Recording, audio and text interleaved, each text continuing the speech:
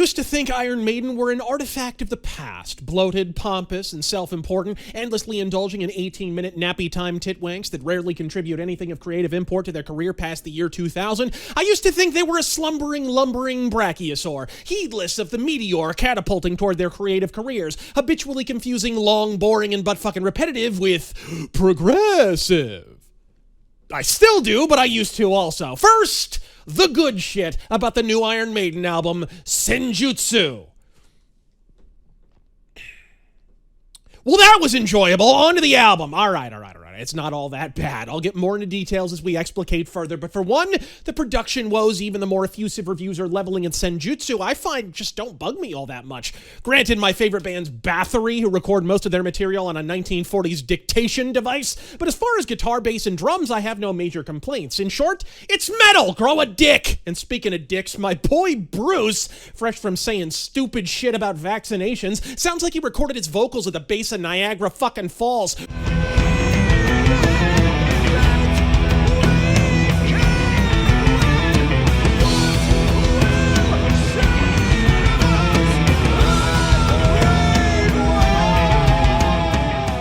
Who's your audio engineer, Aquaman? Combined with that grating-ass fucky effect on the intro vocals for more than one song, let's just say Bruce Dick Pants has had finer fucking hours on record. On the other positive side, as always, the cover. Look, even when they're cranking out ear cancer like The Final Frontier, the art is always exceptional. Nothing to do with the music, mind you, but it's at least somewhat enhanced by Eddie's latest incarnation of a fucking samurai. I mean, my God! Cyborgs, World War II pilots, zombies. Is there anything Eddie hasn't been at this point?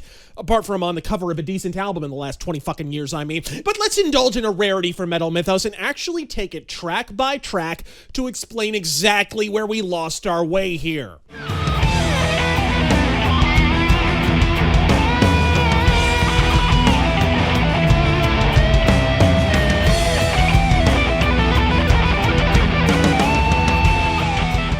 One, Senjutsu. Slow, plodding, epic. Probably would have retained that epic quality better if it were trimmed by 1 or 2 minutes, but overall a stronger opening than I expected, which is strange. From the early reviews, I expected to hate the intro track, and instead, I find it's about the only thing worth listening to multiple fucking times, but then I felt the same way about the Book of Souls opener, If Eternity Should Fail, which may be the only minute of music I even remember from that glorified Aztec mescaline hallucination. Sure, it's slower than Angry Joe trying to construct a joke, but do what I do. Play it on double speed. If you squint, it's almost like Maiden still give a fifth of a fuck. Next.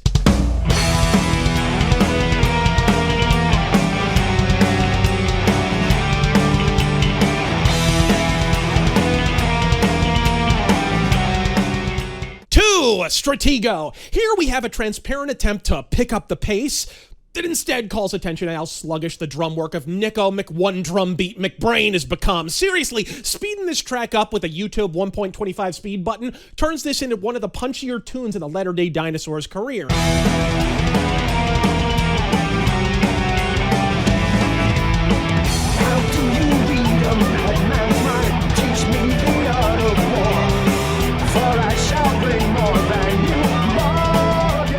As it stands, it's missed potential personified. When this was released as the second single, I remember thinking it was a slight improvement over its predecessor, but still about as promising as investing in Venezuelan currency. Having heard the entire album, all I want to do is repeat that statement at double the fucking volume. And Stratego? Really? What, the Monopoly license was too fucking pricey? Do not pass go. Do not collect $200. This shit puts the board in Boardwalk. Next!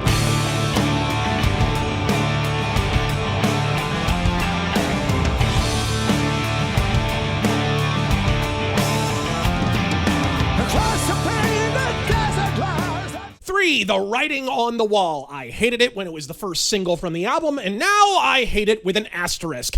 Mind you, the music video for this is goddamn gorgeous, prettier than the pedestrian tune accompanying it frankly fucking deserves, but it's Maiden, it's 2021, what do you actually fucking expect? In the context of the album in its entirety, it's not even that this is a weak inaugural single, it's that this is one of the shittier songs on the entire album, and I'm scratching the scalp off my head, wondering aloud why they chose it as the first single at all. Baffling baffling beyond belief, a total fucking skipper. Next.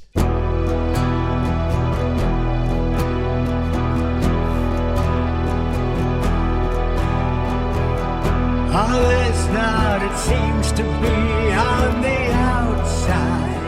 For Lost in a Lost World, tell me about it. Generic millennial Maiden. From the somnolent 2-minute intro with the fucky effect on Bruce's aging vocal cords to the 3-minute lead break, including the gold standard for geriatric Maiden midsections. Hey gang, do you like guitar harmonies? Do you like the same guitar harmony 50,000 fucking times that you hear pinched from the same mid-portion of every other post-millennial Maiden song ever written?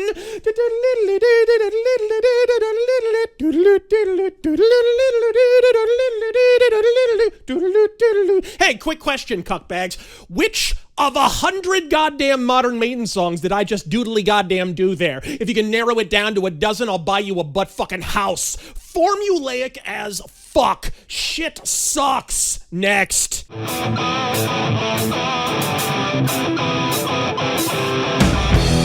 in heaven in God's rage. It put me in this burning cage. Holy fury locks me in prison. Number 5, Days of Future Past, probably my pick of the litter. Business picks up big time here for a crunchy affair that is nevertheless far too fucking sluggish. Like Stratego before it, if you up the velocity by 1 1/4, it's a damn near modern masterpiece. Would somebody slip some steroids to Nico already, for fuck's sake? Maybe get our boy Alex Jones to ship him some super male vitality? To me, this is one of maybe 2 tunes on the entire record worth spinning more than once. Look, Maiden fans, you are the fucking problem. From Blathermouth's gut-busting 9 out of titty fucking 10 score to YouTube comment sections awash with untrammeled praise for this putrescent mediocrity, you have held this band to no standard at all, and folks, that's precisely the standard they've decided to fucking meet. At least Judas Priest fans were vocal enough about the inadequacies of the Nostradamus and Evil Angel of Retribution albums, which ultimately resulted in Redeemer of Souls and fucking Firepower, a proper metal masterpiece that, far from witless Maiden fans alleging it's merely giving the fans what they want or repeating themselves, was in fact embracing the essential sonic character of Judas Priest while exploring new depths within that formula. Folks, what fucking early Priest album would The Spectre have fit on with its fucking pinch harmonics and late 90s metal craft? Like a thief in the night, with the blade held tight, trapped inside the mind of the spectre. The pure power metal refrains of Traitor's Gate are nothing like any of the aforementioned Priest records. Quit crying about Priest and bullshitting everyone to defend Maiden. Firepower was a fucking journey. Senjutsu is more like an old man looking for a fucking address. Quit pretending this bullshit is progressive. I must have missed the King Crimson song topping out at 28 minutes with 4 riffs and 50 lead breaks in it. Captain Beyond was fucking progressive. This shit is more boring than a bris. Maiden fans get Rocky Mountain oysters in a fucking jewel case, gulp them down, and ask for seconds. And so they've remained on the same feckless fucking career path for 20 years with no signs of course correcting in the future. Take a bow, bitch! You're the worst thing about Iron Maiden. Next. Follow me now to a place we begin, wrought with no anger, wrought with no... More meandering ass modern Maiden. Could have been a contender if it were cut down to under 5 minutes, but unfortunately, that likely would have cut into the lead break, which surprisingly is the best part of the song.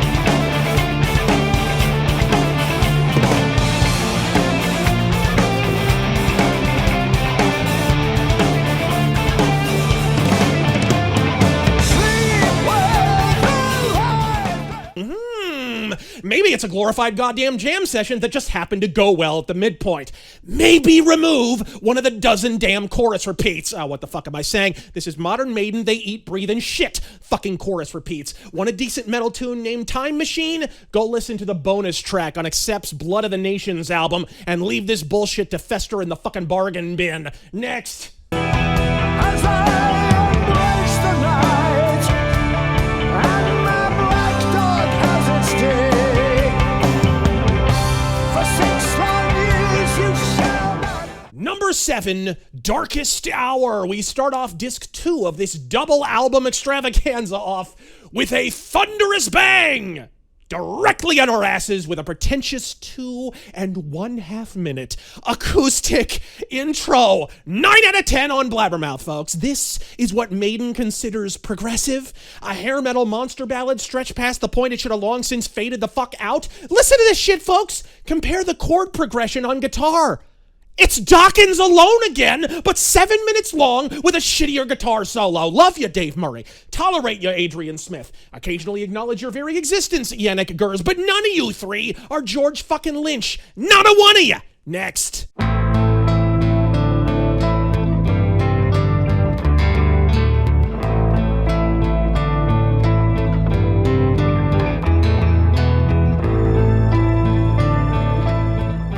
Death of the Celts is the death of this album at 10.5 agonizing minutes, far and away the worst offender on the record, from damn near the 5th fucking acoustic intro on the album, this one topping out at over 2 excruciating minutes to the 9 billionth guitar solo, ironically entitled a lead break, given that it leads precisely goddamn nowhere. This is an outright exemplar of all of contemporary Iron Maiden's fallibilities folded into a single soporific song. What a fucking turd! But shortly after this song, Maiden wouldn't start the next track with a sluggish-ass acoustic intro for a 5th fucking time, right? Right? I'm afraid I've got some bad news.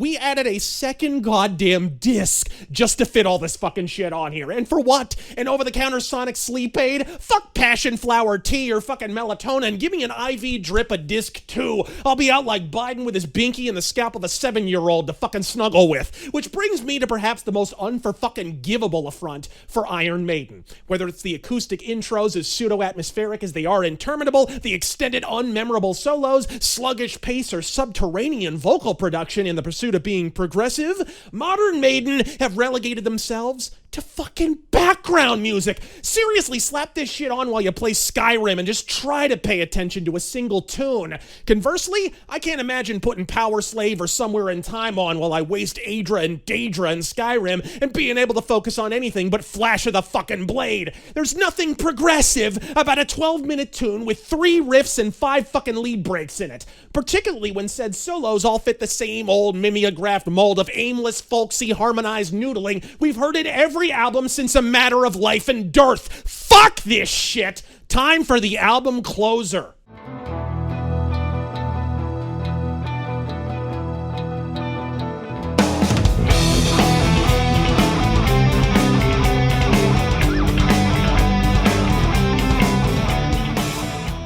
Why does disc 2 exist? There isn't a single song on disc 2 without a slow acoustic intro and often a slow acoustic outro. Not one of those intros is under 1 minute long. 3 of them are over 2 minutes long. Not a single song is under 7 minutes. 3 are over 10. What is the fucking point of this? You ain't 70s Genesis, and even if you were, this would be the shittiest Peter Gabriel era album ever made, motherfuckers. From Genesis to Revelation, frankly, curb stomps this shit. But the best rejoinder is when all the Maiden mongoloids hit you with, well, what do you want them to be, Razor? A nostalgia act? You want them to repeat themselves? Nah, you knuckle dragon dipshit. We certainly can't have them repeating themselves 11 dillion times over an 18-minute motherfucking track. Out of the darkness, brighter than 1,000 suns. Out of the darkness, brighter than 1,000 suns. Repeat 11 million fucking times. Nah, that would be redundant. On what planet, in what goddamn galaxy is this bullshit since the year 2000 considered progressive? That's the hilarious part of all this. What's new and progressive and energetic in the metal genre in 2021? is young bands who embrace the old school Judas Priest Iron Maiden sound and then find their own sonic feat by progressing from fucking that, from Blade Killer to Enforcer to fucking Ambush. By running away from your past, Maiden have ironically actively suffocated their future. You could transmogrify into a full-on fucking Swedish retro metal band with a residency in Vegas and still be way more ahead of the fucking curve than this crap. If there were no disc 2, if Senjutsu had stopped even at track 7, Darkest Hour, which is insufferably fucking bad, by the way, this record still would have been a marked improvement not only from the Final Frontier, but even from the marginally more energetic Book of Souls. As it stands, well, its peaks are a little bit higher than the preceding record. I'd say it's about on par with it, if not slightly fucking worse. 10 tracks, 80 ass fucking minutes. Look, I'm encouraged by the fact that for the first time in fucking years, I'm actually starting to see a decent amount of honest reviews about this record, at least on YouTube. But the fanboys still remain willfully oblivious, and it's to you that I address the following comments. Iron Maiden will not change until the fans fucking do. And that goes double for the purportedly professional reviewers. Brave Words and Chuddy Knuckles, Blathermouth, Metal Cucks, Rectal Injection, every goddamn one of you enabling ass boomer ball tumors is responsible for the fuckmire of mediocrity Maiden is disintegrated into since Dance of Derp, which to be fair matches the quality of your coverage. Oh, Maiden fans will bloviate and bullshit and claim it's all about the band trying to progress and refresh and all such sophistic fucking horseshit. But here's the thing. Maiden fans are lying to you nearly as hard as they're lying to them fucking selves. How do I know this?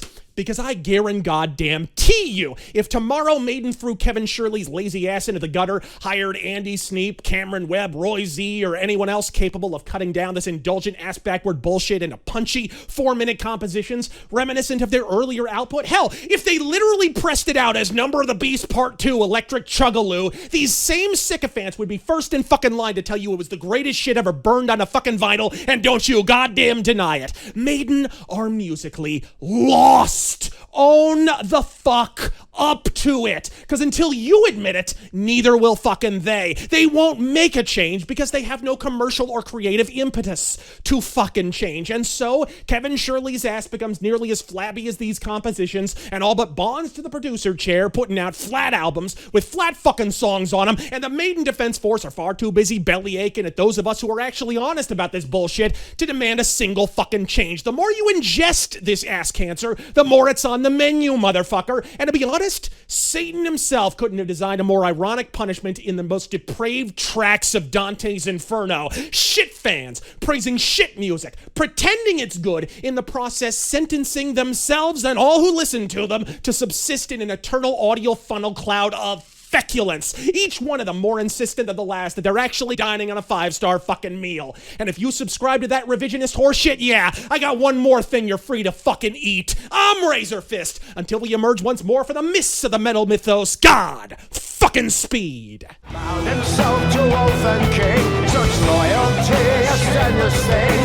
Youth of agony still burn, shedding parents' blood. Never say, pray to me. The songs are very challenging, performances are pretty scarily good, and it rocks pretty hard. You lie!